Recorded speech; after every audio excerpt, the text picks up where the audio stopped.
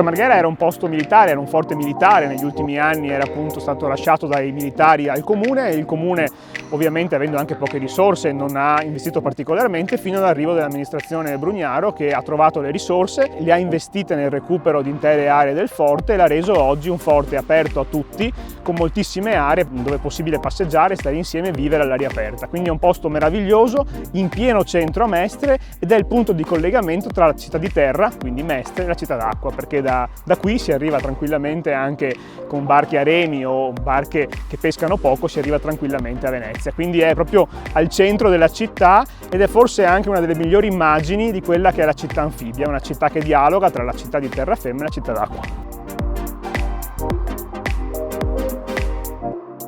Si sono investiti milioni e milioni di euro per recuperare sia i percorsi pedonali, creando dei percorsi ciclabili che collegassero il forte con le altre zone della città, mettendo in sicurezza le aree e le sponde, sistemando nuovi punti, rendendo accessibili zone che prima non erano accessibili, e poi soprattutto recuperando gli immobili che erano in alcuni casi crollati o deperiti. Oggi sono in fase di nuova attività e altri saranno presto recuperati, come le 2 casermette napoleoniche fronte baia.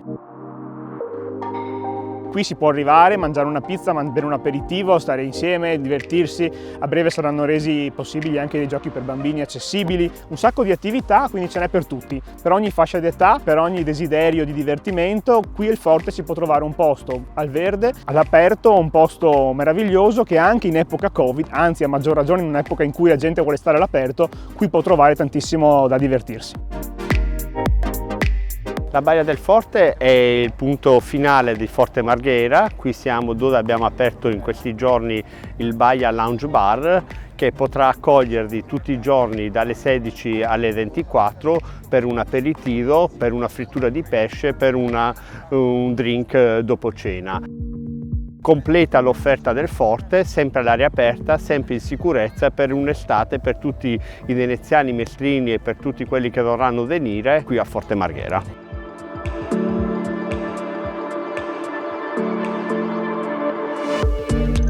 Dopo aver visitato i padiglioni, sono in corso adesso una mostra della Fondazione Musei Civici e una mostra della Biennale, anche l'occasione per visitare tutto il nuovo parco, per godere i nuovi spazi e i nuovi percorsi con i 2 nuovi ponti e per bere un drink tutti insieme.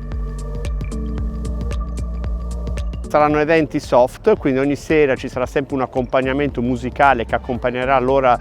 dell'aperitivo, poiché oggi noi viviamo questi spazi in assoluta sicurezza, quindi con attività molto soft. Avremo poi delle piccole sorprese nella fine del mese di agosto e all'inizio di settembre, ovviamente nel rispetto delle norme di sicurezza.